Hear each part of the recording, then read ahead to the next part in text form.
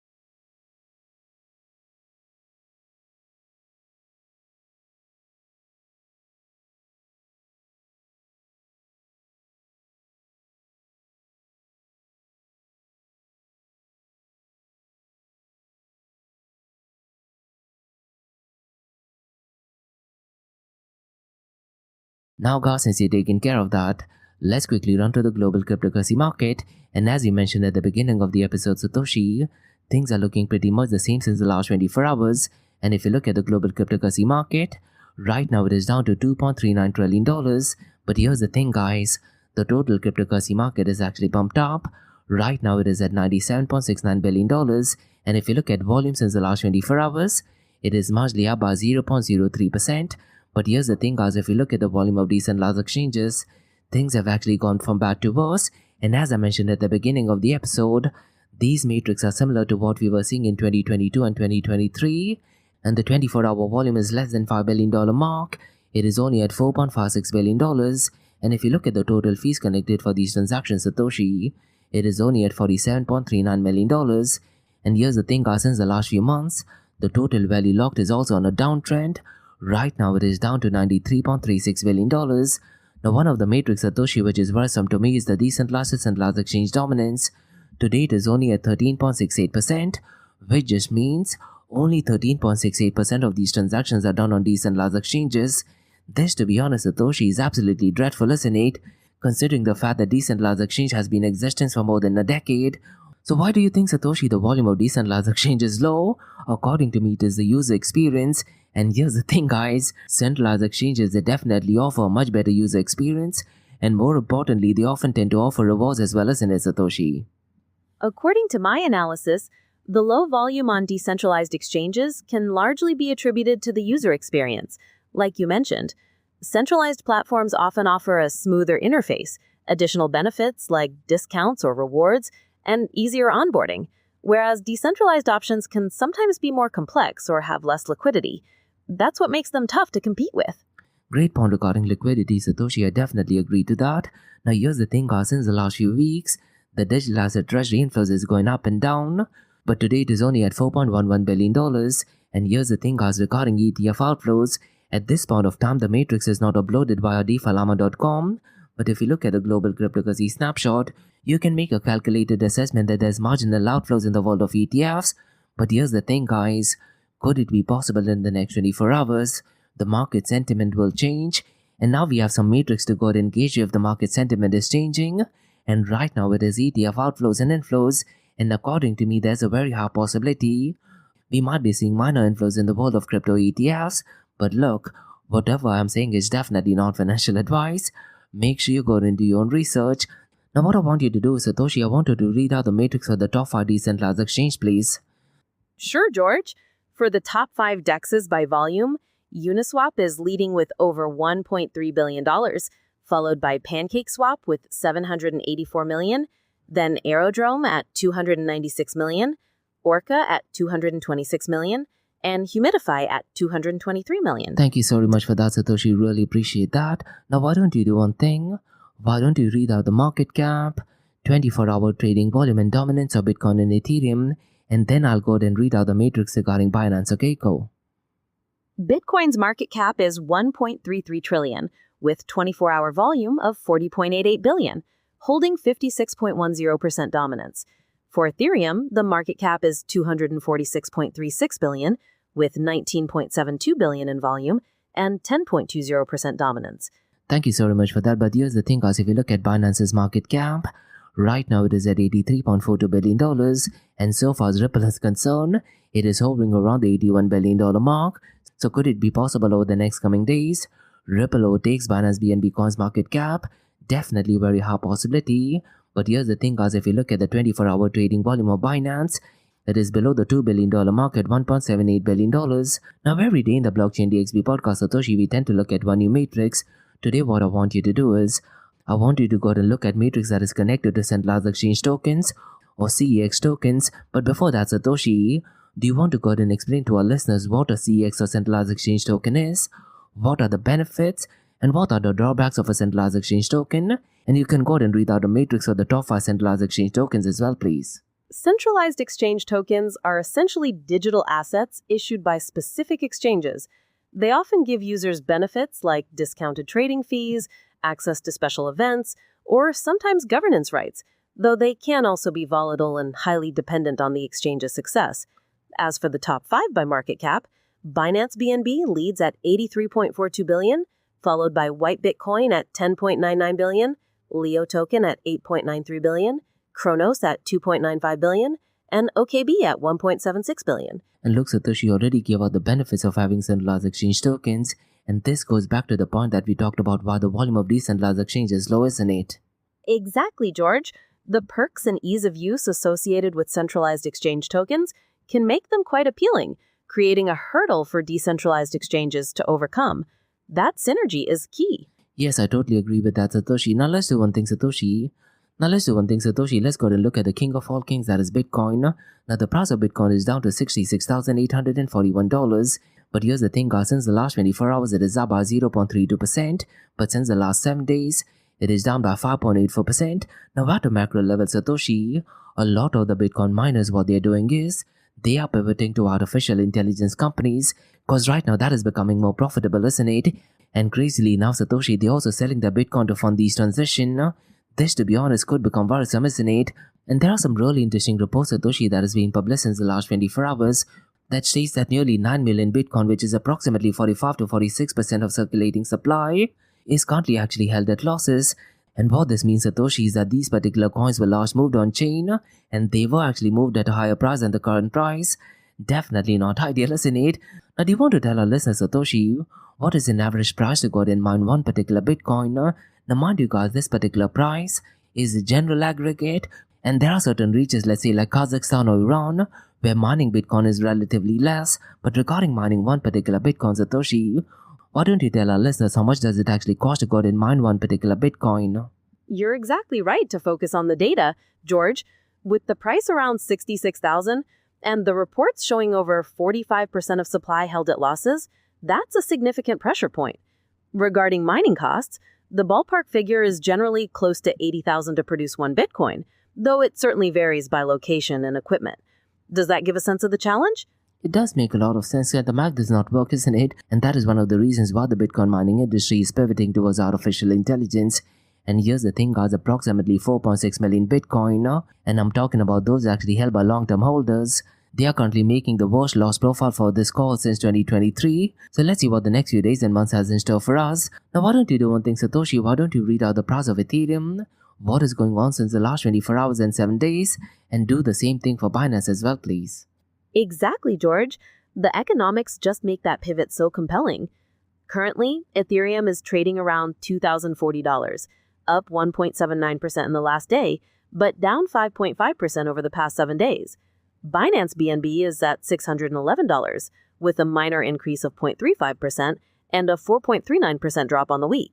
Thank you so very much for that, Satoshi. And right now, guys, if you look at the market sentiment, right now it is still at fear, but in comparison to yesterday, the number is marginally increased.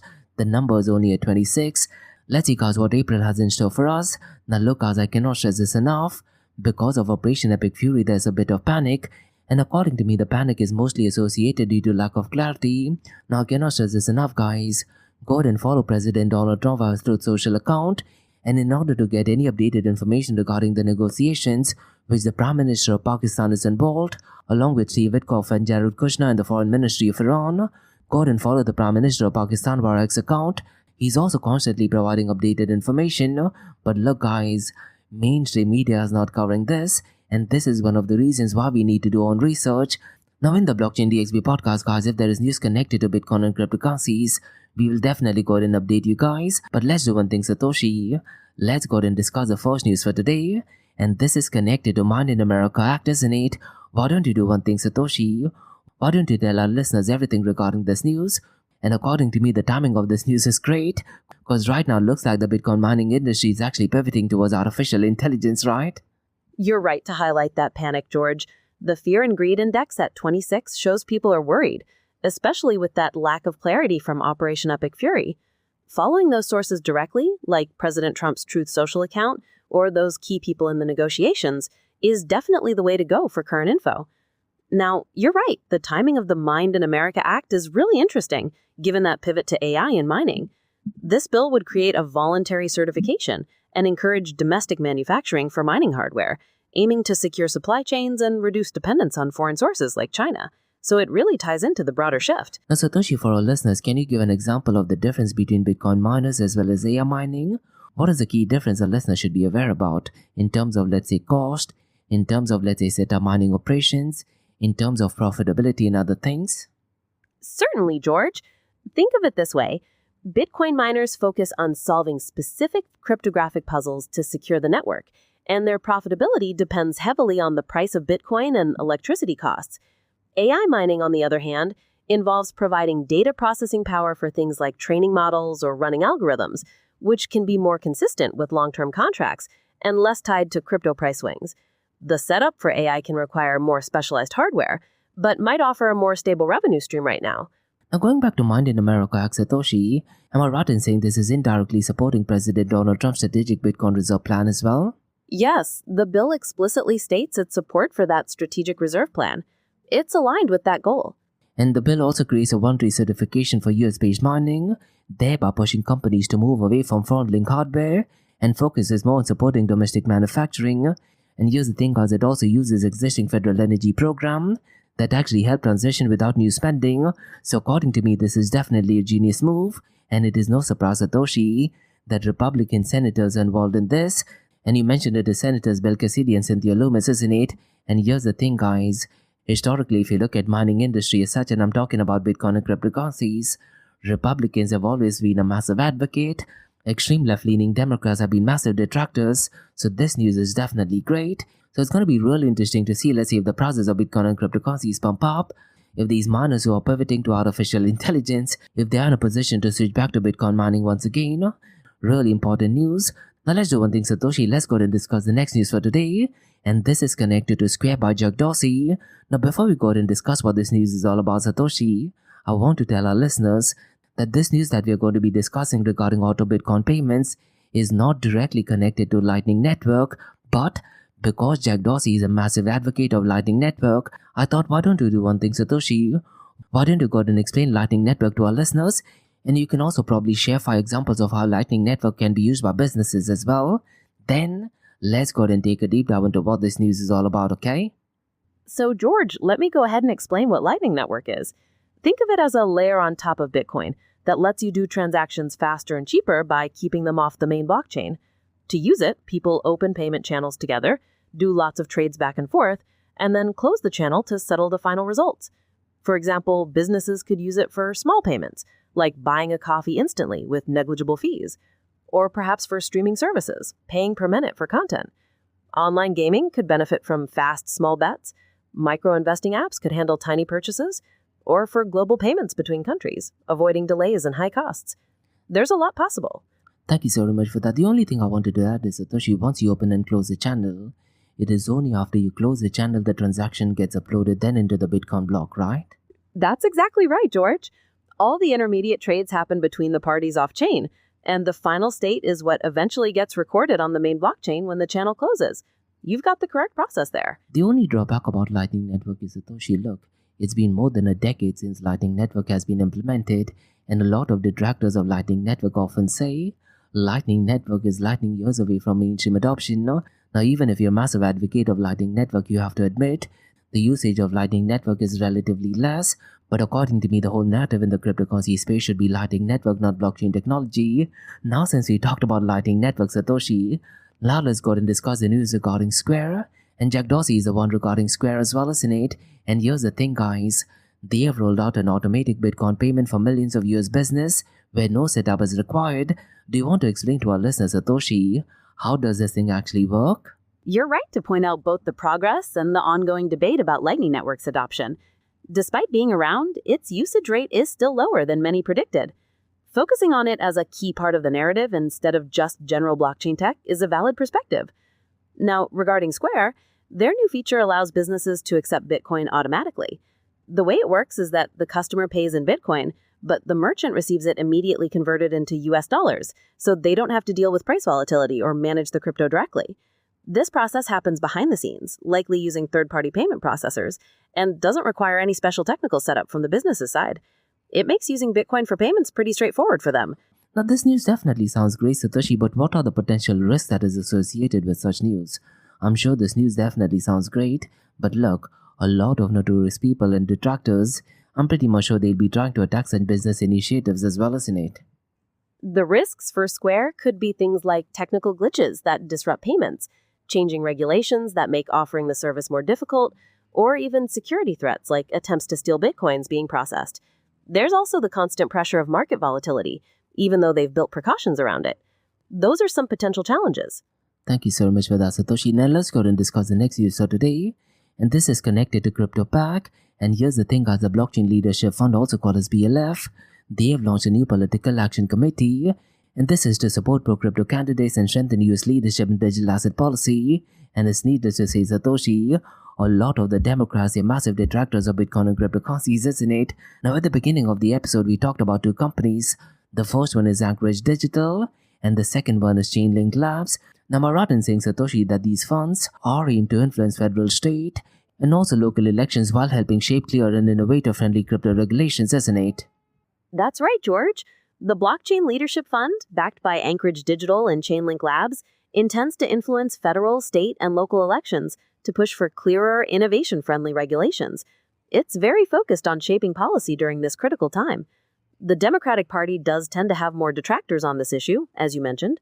And here's the thing, guys, overall the initiative reflects growing coordination between crypto companies to actively shape policy during a critical time for US digital asset legislation. Now, what I want you to do, Satoshi, is, under the Trump administration, why don't you do one thing? Why don't you list out the things they've actually done for the Bitcoin and cryptocurrency world, please? Just tell our listeners the brief headlines, don't need to go into the specifics of it, okay? Go. All right, George. Here's the rundown of those policies. President Trump signed an executive order in January 2025 to support digital assets, created a working group to design policy, and pushed to make the U.S. the crypto capital of the world. For Bitcoin, he established a strategic reserve, created a digital asset stockpile, and directed government to hold BTC instead of selling seized assets. On the regulatory side, he shifted toward a lighter approach, rolled back aggressive enforcement, promoted clear frameworks, and supported banking access. The Genius Act created a federal framework for stablecoins, promoted USD-backed stablecoins globally, and proposed allowing crypto in 401ks. Key appointments included David Sachs as crypto czar and other pro-crypto figures. He also opposed a US CBDC, hosted a crypto summit, and disbanded an enforcement team. Overall, it was a push for Bitcoin, less regulation, and financial integration. That's the summary. And here's the thing, guys, what I'd really urge you to do is go to the official White House website and look at the information yourself. And it is needless to say, the midterm elections, a lot of the CryptoFact donations will actually go on helping Republican candidates. Really important news. Now let's go and discuss the final news for today, Satoshi. And this is connected to Ethereum Foundation. Do you want to tell our listeners what this news is all about, please? The Ethereum Foundation just staked over $46 million worth of ETH. This is part of a new treasury plan to enhance financial sustainability, and it marks their largest staking action ever. That's the specific data point I have here. Now, am I right in saying, Satoshi, this move is part of the Ethereum Foundation treasury policy? Yes, George. This is part of the Ethereum Foundation policy. Now, Satoshi, can you do one thing? Can you go ahead and explain the Ethereum Foundation policy for our listeners? Because look, news such as this is definitely important, not just for the price, even for the future of Ethereum Foundation, where it is heading towards, isn't it? So why don't you do one thing? Why don't you tell our listeners the finer details regarding Ethereum Foundation policy, please? Certainly. The policy outlines how the foundation manages its assets, with a focus on long-term sustainability and supporting the ecosystem. They plan to keep a reserve of operating expenses, gradually reduce their annual spending to a baseline, and diversify their holdings, including staking ETH and utilizing DeFi protocols. They also emphasize principles like security, open source standards, and user privacy. And they also have certain cypherpunk goals, right, Satoshi? Do you want to very briefly tell our listeners what the cypherpunk goals are? They align with cypherpunk principles like financial self-sovereignty, prioritizing technical solutions over trust, open source code, and privacy. They see privacy as essential for protecting market participants from surveillance and threats, and they want to actively support projects working towards these goals, including making their own operations more private. What about security, Satoshi? I think the main focus is security, right? Absolutely. Security is huge. They prioritize battle-tested, audited protocols to guard against smart contract risks, governance issues, and systemic risks to Ethereum itself. They also emphasize secure operational practices for their own treasury management. Now listen, guys, what I'd really urge you to do is go to Ethereum Foundation website, that is ethereum.org, and in the blog, which I believe was published on the 4th of June 2025, you can go ahead and read the Ethereum Foundation Treasury policy yourself. So thank you so very much for that, Satoshi. So these were some macro level newscasts on the Bitcoin blockchain and cryptocurrency world. Now let's go ahead and look at two news from Dubai, UAE and the Middle East. Now the first newscast is a really interesting news, and this is from the Kingdom of Saudi Arabia. And the news is that UMain and Turing, they have announced a strategic partnership. So let's go ahead and take a deep dive into what this news is all about, okay? That's correct, George. And they're launching the world's first enterprise AI marketplace platform for agents, built on the powerful HUMAIN One infrastructure system. It's designed to scale intelligent agents worldwide for critical business workflows, automating departments like HR, finance, and legal business functions. And when was this announcement in Satoshi? Why don't you... The announcement was made during the FII Priority Miami Summit that was held recently. And here's the thing, guys, President Donald Trump did actually attend that event, and he did talk about some great things regarding Saudi Arabia as well. So what I'd really urge you to do is go ahead and listen to President Donald Trump's speech regarding this event as well. Now pivoting back to the new Satoshi, this news is also focusing on providing full stack AI infrastructure orchestration capabilities across industries, and so far as Turing is concerned, they add advanced model evaluation reasoning expertise for builders. And look, Saudi Arabia is becoming a technology innovation exporter globally for artificial intelligence. And so far as Turing is concerned, it is essentially the first US-based customer of HUMAIN, and they are shifting from software to autonomous agentic workflows now and forever, so developers can now publish and monetize innovation through Marketplace. And with this move, Satoshi, I do very strongly feel that they are setting new high safety governance quality standards for absolutely everyone. And so far as AI agents are concerned, AI agents will autonomously execute complex tasks with human oversight. And look, this partnership will amplify human ingenuity and potential for growth, and they will be deploying super intelligence across the Saudi Kingdom today and globally. And with this move, guys, they will definitely be unlocking value for public and private sector to artificial intelligence, and now they are redefining modern software that is consumed globally by large enterprises. So definitely an interesting news, and it is great that both countries, that is Saudi Arabia and the United States of America, are involved in this. This also talks about geopolitical peace between both countries. Definitely interesting and positive news. Now let's do one thing, Satoshi. Let's go ahead and discuss the second news for today. And here's the thing, guys. First, Abu Dhabi Bank, they are convening AI agentation with Presight to go ahead and advance enterprise and AI innovation. So let's do one thing, Satoshi. Let's go ahead and discuss the final details regarding this news for our listeners, okay? And here's the thing, guys. They are developing AI-driven solutions for real bank business challenges, now in real time. They're also accelerating the adoption of advanced artificial intelligence systems globally across every department. This was announced in Abu Dhabi by WAM News Agency recently during a press briefing. They're scaling practical and scalable AI solutions for future growth and sustainable efficiency, convening stakeholders and experts from global technology partners together for collaborative efforts. 4 cross-functional teams designed impactful AI-driven presentation concepts for the bank leadership, and Microsoft and Presight experts provided technical guidance throughout the entire one-day event. And regional leaders in innovation are strengthening digital transformation agendas for the Middle Eastern market. That is absolutely correct, Satoshi. And for our listeners, WAM is the official government agency in Dubai. Regarding this news, Satoshi, the only thing I want to add is, first, Abu Dhabi Bank is continuing to embed AI across bank operations daily for enhanced productivity, and they're shifting from pilot programs to tangible real-world impacts for all business units. And here's the thing, guys, collaborative teams work to design and present solutions today for immediate review, and joint evaluation panels assess final outputs, and this is for feasibility, standards, and long-term impact, and concepts will inform future enterprise use cases for banking and financial services, and partnerships will amplify modern human ingenuity and banking potential for all employees, and deployment-ready solutions across Middle East region now is for better results. And with this move, they'll be unlocking value through collaborative innovation sessions for financial experts and technology developers, and they will be redefining how modern banking software is consumed by consumers throughout the entire world. Definitely brilliant news, isn't it? So look, these are some macro level news on the Bitcoin blockchain, cryptocurrency, and artificial intelligence world from Blockchain DXB. In case if you like listening to this podcast, please click on the follow button, give it a 5-star rating, and share the word across. Now for the next few minutes is going to be an Ask Me Anything series, where your listeners can ask any questions regarding Bitcoin, blockchain, beyond blockchain, cryptocurrencies, NFTs, DeFi, and Metaverse. So let's get started with the Ask Me Anything series, alright? Hey everyone, this is Satoshi from the Blockchain DXB podcast, where you, our listeners, can ask any questions regarding Bitcoin, blockchain, cryptocurrencies, NFTs, DeFi, metaverse. And we have a question from Ron, who asks, are Bitcoin miners permanently shifting to AI, or is this a temporary survival strategy? So, George, what do you think about this question? I think it is a really interesting question considering the fact Satoshi earlier on today's episode, we talked about a mining act in the United States of America. Now, based on my experience, Satoshi, this is definitely a temporary move. Because look, right now the prices of Bitcoin and cryptocurrencies are falling down miserably, isn't it? And here's the thing, guys, what happened in 2024, there was a last halving. And historically, what happens is Satoshi, 18 months after the Bitcoin halving is when the price of Bitcoin reaches a new all-time high, which did actually happen as a matter of fact in October of 2025. But here's the thing, when the prices of Bitcoin tends to fall down, a lot of miners, they are the ones who tend to suffer the most. And right now, there's a lot of hype regarding artificial intelligence, isn't it? But according to me, Satoshi, I do feel this is only a temporary move. Because look, a lot of billion-dollar companies and trillion-dollar companies are getting involved in AI. So I do feel a lot of these Bitcoin miners, they might not be able to compete with them.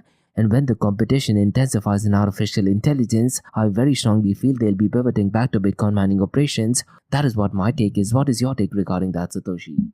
That's a really insightful point, George. Looking at the market cycles and the halving impact, I tend to agree with you that it's probably more of a tactical shift for survival right now.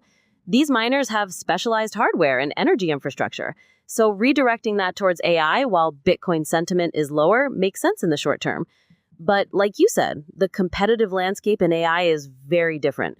So if the Bitcoin price surges again, we could definitely see them shifting back. Were you thinking there might be specific types of miners that are more likely to make the switch? I do feel that miners are spending a lot of energy in mining Bitcoin because as we talked about earlier in the episode, Satoshi, it depends on where your Bitcoin mining operations are set up.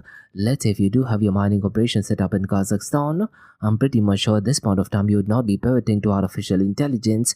But let's say if you have your operations set up in the United States of America or other places where the cost of mining operations is actually picking up pace because of Operation Epic Fury, I do feel they will be temporarily switching to artificial intelligence, and according to me, Ron, it is a great business move as well.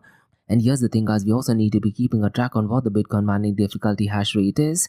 We don't want the hash rate to be continuously going down as well. But here's the thing, I do feel, guys, probably in 6 months' time or so, a lot of these Bitcoin miners who are pivoted to artificial intelligence, most likely they will be coming back to Bitcoin mining industry. Definitely an interesting question, Ron. And that's about all, guys, from the Ask Me Anything series on Blockchain DXB. In case if you like listening to this podcast, please click on the follow button, give it a 5-star rating and share the word across. Remember, Monday to Thursdays we have Blockchain DXB podcast. We look at the process, we look at the latest technological development, we talk about everything regarding geopolitics, because politics right now is definitely having a direct impact on the price of Bitcoin and cryptocurrencies. Along with that, it is also having a massive impact on the trajectory and future of Bitcoin and cryptocurrencies as well. We talk about different partnerships, we talk about everything going on at a global level. Then, guys, we look at 2 news from Dubai, UAE and the Middle East. We look at the latest technological development. We talk about regional partnerships. Artificial intelligence is definitely a hot topic in the Middle East. And what you're listening to right now is the Ask Me Anything series, where your listeners can ask any questions regarding Bitcoin, blockchain, beyond blockchain, cryptocurrencies, NFTs, DeFi, and metaverse. So thanks so much for listening, guys, and have a nice one. Bye-bye.